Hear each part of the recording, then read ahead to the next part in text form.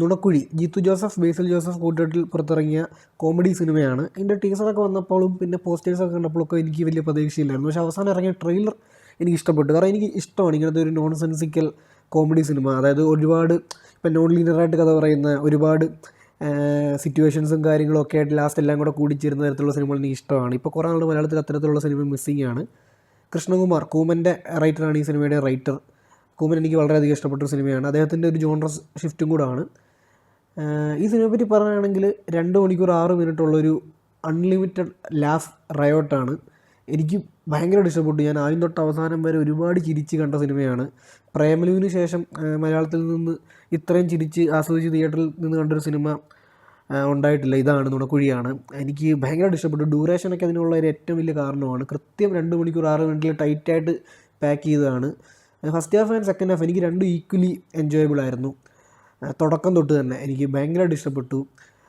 Second ഹാഫിൽ അവസാനത്തെ അടുക്കുമ്പോഴത്തേക്കൊരു 5 minute 10 minute സ്ഥലം മാത്രമാണ് ഒന്ന് കോമഡി കുറവുള്ളതുപോലെ തോന്നിയത്. അവിടെ കോമഡി ഇല്ല, മടുപ്പെന്നല്ല, കോമഡി അതുവരെയുള്ളത് വെച്ച് നോക്കുമ്പോൾ കുറവായിരുന്നു. പക്ഷേ ബാക്കി ഒരു ഫുൾ അതായത് ബാക്ക് ടു ബാക്ക് കോമഡികളാണ് ഈ പല പല ആൾക്കാർ ഇത് കാണിക്കുമ്പോഴും. എനിക്കതിൽ ഏറ്റവും ഇഷ്ടപ്പെട്ടത് മനോജ് കെ ജയൻ, സിദ്ദിഖ്, ബിനു പപ്പു, അൽത്താഫ് സലീം ഇവരുടെ ഒരു ഭാഗമാണ്. ഇവർ ഇങ്ങനെ കാണിക്കുമ്പോഴാണ് എനിക്കതിൽ സിദ്ദിഖൊക്കെ ഒരു രക്ഷയില്ല, അർമാദിച്ചിട്ടുണ്ട്. മനോജ് കെ ജയനും അടിപൊളിയായിട്ടുണ്ട്. പിന്നെ ബേസിൽ ആസ് യൂഷ്വൽ പുള്ളിയുടെ സ്ട്രോങ് സോണാണ്, പുള്ളി തകർത്തിട്ടുണ്ട്. ബൈജു ഒരു സ്ഥലം കഴിയുമ്പോഴത്തേക്ക് ബൈജുവും ബേസിൽ ഗ്രേസിൻ്റെ ഒരു അടുത്തേക്ക് വരും അവരുടെ ഒരു കഥയിലേക്ക്. ബൈജു ഒക്കെ ബാക്ക് ടു ബാക്ക് കൗണ്ടറും തഗ്ഗുകളുമാണ്. മൊത്തത്തിൽ ഇതിലെ ഏറ്റവും ഹൈലൈറ്റ് ഇത്രയും നന്നായിട്ട് പെർഫോം ചെയ്യുന്ന കോമഡി കൈകാര്യം ചെയ്യുന്നവരെ ഇതിലേക്ക് പ്ലേസ് ചെയ്തതാണ്. ഈ ആക്ടേഴ്സ് അല്ല കോമഡി കുറച്ച് ചെയ്യാൻ അറിയാത്തവരായിരുന്നെങ്കിൽ ഈ എഴുതി വെച്ചൊന്നും ഒരു കാര്യം ഉണ്ടാകത്തില്ല, നമുക്ക് കാണുമ്പോൾ ഒന്നും തോന്നത്തില്ല. പെർഫോമൻസിനെ കിട്ടിയതാണ് ഇതിൽ ഏറ്റവും ഹൈലൈറ്റ്.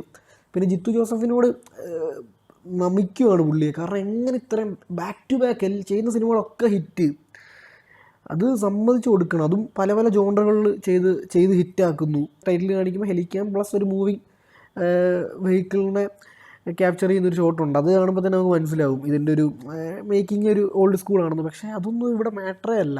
ഇതിൽ കോമഡീസും പെർഫോമൻസും വൺ ലൈനേഴ്സും സിറ്റുവേഷനും ഒക്കെയാണ്. അതൊക്കെ പ്രോപ്പറായിട്ട് വർക്കായിട്ടുണ്ട്. എനിക്ക് പേഴ്സണലി ഞാൻ പറയില്ലേ, സെക്കൻഡ് ഹാഫിൽ ഒരു 5 to 10 മിനിറ്റ് കോമഡി മിസ്സായ പോലെ തോന്നി. അതല്ലാതെ വേറൊരു നെഗറ്റീവ് സിനിമയെ പറ്റി പറയാനില്ല.